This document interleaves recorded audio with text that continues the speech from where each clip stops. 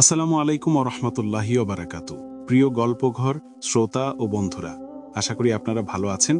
আজকে যে গল্পটি আপনারা শুনতে যাচ্ছেন, গল্পটির নাম হচ্ছে ঘরবন্দি সংসার। আর আমি আছি আপনাদের সঙ্গে শাহাদাত হোসেন নীরব। এডিট পরিচালনায় রয়েছেন জয়নাল আবেদিন সোহান। গল্পটি লিখেছেন সাদিয়া আফরোজ মিম।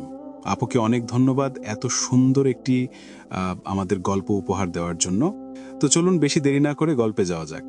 আনিঠার আজ খুব মন খারাপ। আর মন খারাপ হবে নাই বা কেন? আজকাল কথায় কথায় সাদমানের সাথে ঝগড়া বেঁধে যাচ্ছে তার। সাদমানও কেমন যেন বদলে যাচ্ছে। আগে তো এমন তার স্বাধীনতায় হস্তক্ষেপ করত না, কিন্তু এখন আর আনিকার চাকরি করাটা মেনে নিতে পারছে না। আনিকাকে চাকরি ছাড়তে বলছে, কিন্তু আনিকার পক্ষে কারো উপর নির্ভরশীল হয়ে থাকা সম্ভব না। নিজের ক্যারিয়ারকে বরবাদ করা সম্ভব না।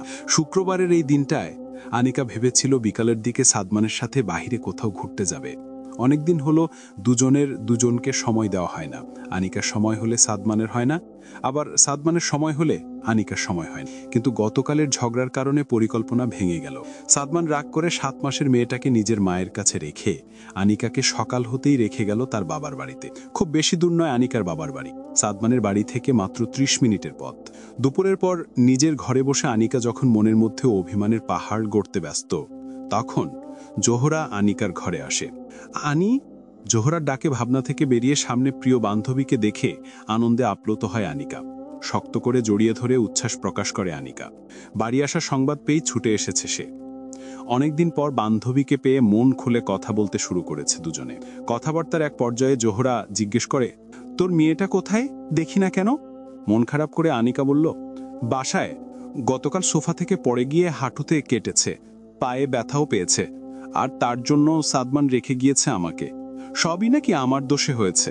মা হয়েছি, মেয়ের খেয়াল রাখা উচিত এখন আমার। মেয়েকে রেখে চাকরি করতে হবে না এখন। আগে বাধা দেয়নি, এখন মেয়ের কারণে বাধা দিচ্ছে। জোহরা অবাক হয়ে দেখছে আনিকাকে, বলল, কি রে তুই, এত ছোট বাচ্চাকে রেখে তুই অফিসে যাস? আমি তো ভেবেছি চাকরি ছেড়েছিস তুই। চাকরিটাই বড় হয়ে গেল। তুই তো জানিস আমি আত্মনির্ভরশীল হতে চাইতাম সব সময়, তাই বলে। জোহরা কিছুক্ষণ চুপ থেকে মনের ভিতরে কথামালা সাজিয়ে নেয়। তারপর আনিকাকে উদ্দেশ্য করে বলে, সংসার শুধুমাত্র একটা সামাজিকতা নয়, শরীয়তসম্মত পন্থায় হলে এটা একটা ইবাদতও বটে। এমন কিছু লোক আছে যারা তাদের স্ত্রীর রোজগারে চলতে স্বাচ্ছন্দ্য বোধ করে। আত্মীয় স্বজন বন্ধু বান্ধবের সামনে উপার্জনক্ষম স্ত্রীকে নিয়ে বেশ গর্ববোধ করে থাকে। তারা নিজের স্ত্রীকে বাইরেও খাটাতে চায়, আবার বাড়িতেও খাটাতে চায়। অবশ্য আমি তাদের মানুষ বলে মনে করি না। আমি নারীবাদী চিন্তা চেতনা ধারণ করি না। আমার কাছে মনে হয় একজন মেয়ের জন্য ঘরটাই সুরক্ষার জায়গা, আর সংসার করা, স্বামী, সন্তান, পরিবারের লোকজনদের খেয়াল রাখা, এসবেই নারীর প্রকৃত পরিচয়। এর মানে এই নয় যে এভাবে নারীকে ঘরে আবদ্ধ রাখা হয়। নারী মানেই তার মনে একটা সাজানো সংসার, একজন বন্ধুর মতো জীবনসঙ্গী আর সন্তান, এগুলোর প্রবল আকাঙ্ক্ষা রয়েছে। একসময় যে জীবনটাকে আনন্দময় মনে হবে, সেই জীবনটাই কখনো কষ্ট আর যন্ত্রণার কারণ হয়ে দাঁড়াবে। আজ মনে হচ্ছে উপার্জন করে নেই, একসময় জীবন সুন্দর হবে। আসলেই কি তাই? যে জিনিস আমার এখন প্রয়োজন সেটা 2 বছর পর দিলে হবে? তোর বাচ্চাটার এখন যেভাবে তার মাকে প্রয়োজন, 4-5 বছর পর সেভাবে প্রয়োজন হবে? সন্তানের সাথে সময় কাটানোটা আজ মূল্যহীন মনে হচ্ছে। এক সময় আসবে যখন একটা ছোট্ট বাচ্চার ছোট্ট ছোট হাতের আঙুল ছুঁয়ে দেখতে ইচ্ছা করবে, তার ঠোঁটের স্পর্শ পেতে ইচ্ছা করবে, তার ছোট ছোট পায়ে পুরো বাড়িময়ে ঘুরে বেড়ানোর দৃশ্যটা দেখতে ইচ্ছা করবে, তার হাসির শব্দ শুনতে ইচ্ছা করবে। সাজানো গোছানো এক সংসার পাওয়ার আকাঙ্ক্ষা জাগবে মনে। কি দরকার বলতো নিজেদেরকে পুরুষের সমকক্ষ মনে করে তাদেরকে চোখে আঙুল দিয়ে দেখিয়ে দেওয়া যে আমরাও পারি? আমার কাছে এসব ভিত্তিহীন লাগে। একটা পরিবারের সংসারের উপার্জনের দায়িত্ব একজন পুরুষই নিয়ে থাকে। তবে একান্তই যদি পরিবারে উপার্জনক্ষম পুরুষ না থাকে, তবে সেটা আলাদা ব্যাপার। নিজেদের প্রমাণ করতে গিয়ে নারীরা নিজেরাই নিজেদের বিপদ ডেকে আনে। অফিসের ছেলে কলিগরা হয়তো এই সুযোগে বউয়ের বাইরে কাউকে দেখে নিজেদের চোখে তৃপ্তি দেয়। রাস্তাঘাটে চলতে ফিরতে গিয়ে অনাকাঙ্ক্ষিত পরিস্থিতিতে পড়ে যায় মেয়েরা। রাস্তাঘাটের লোকজনের চোখের খোরাক হয় না। একটু থেমে জোহরা আনিকাকে ডাকলো, আনিকা, বল, তোর কি স্নেহ ভালোবাসা পাওয়ার লোভ হয় না? স্বামীর ভালোবাসা পাওয়ার লোভ হয় না? তোর স্বামী তোর ওপর সন্তুষ্ট থাকুক, এটার লোভ হয় না তোর? পরিবারের সদস্যদের মনের খোরাক হওয়ার লোভ হয় না তোর? তোর কোনোদিন ইচ্ছা হয়নি নিজের হাতে রান্না করে পরিবারের সকলকে খাওয়াতে, তাদেরকে তৃপ্তি সহকারে খেতে দেখতে। একটা সুন্দর পরিবার সংসারের লোভ হয় না তোর? আনিকা নিশ্চুপ। জোহরা আনিকার ভেজা চোখ খেয়াল করে বলল, এইভাবে চলতে থাকলে সম্পর্কটা একদিন শুধুমাত্র সন্তান কেন্দ্রিক হয়ে যাবে। সম্পর্কটাতে আর ভালোবাসা বিদ্যমান থাকবে না। তিক্ততার সূচনা কিন্তু এভাবে ঝগড়ার পর ঝগড়া থেকেই হয়। একে অপরকে না বুঝলে এই তিক্ততা বেড়ে গিয়ে সম্পর্কে ফাটল ধরাবে। আমার এক খালাতো বোন ভবিষ্যৎ স্বপ্নে বিভোর ছিল। আপুর স্বামী তাদের সন্তান ও বাবা মায়ের দেখাশোনার জন্য আপুকে চাকরি ছেড়ে সংসারে মনোযোগী হতে বলল। সংসারটাকে নিজের হাতে নিতে বলল, এই ভেবে যে ছোট ছোট বাচ্চা তাদের, একজনের বয়স 4, অন্যজনের 2। বাবা মায়ের সাহচর্য সন্তানের জন্য খুবই প্রয়োজনীয়। সেখানে দুজনই যদি বাচ্চাদের সময় দিতে না পারে, তবে সন্তানদের মন মানসিকতা এবং আচরণে খারাপ প্রভাব পড়তে পারে। কিন্তু আপু মানল না। এক পর্যায়ে তাদের ডিভোর্স হয়ে গেল। এখন এই বাচ্চাদের কি হবে বল? যাদের বাবা মা আলাদা থাকে তারা কি স্বাভাবিকভাবে বেড়ে ওঠে? তুই কি চাস তোর মেয়ের জীবনে এমন পরিস্থিতি আসুক? শিশুর মানসিক বিকাশে বাবা মায়ের ভালোবাসা, স্নেহ, যত্ন, সান্নিধ্যের বিকল্প নেই। তাছাড়া একটা সম্পর্ককে এগিয়ে নিতে হলে আন্ডারস্ট্যান্ডিংয়ের কোনো বিকল্প নেই। সাদমান ভাই কেন তোকে বাধা দিচ্ছে সেটা কিন্তু তোকে বুঝতে হবে। অনর্থক কারণে তো তোকে বাধা দিচ্ছে না। অযথা রিয়্যাক্ট করলে ঝগড়া তো হবেই। একটা ছোট্ট সংসার, সেই সংসারের দেয়ালে দেয়ালে, হাঁড়িতে পাতিলেও যে কত মায়া ছড়িয়ে থাকে। আর আছে সেই মানুষটা, কয়েক বছর আগেও যাকে চিনতি না, আর এখন নিজের অস্তিত্বের কত বড় একটা অংশ জুড়ে আছে সে। ঘড়িতে সময় দেখে আনিকার থেকে বিদায় নিয়ে তড়িঘড়ি করে উঠে গেল জোহরা।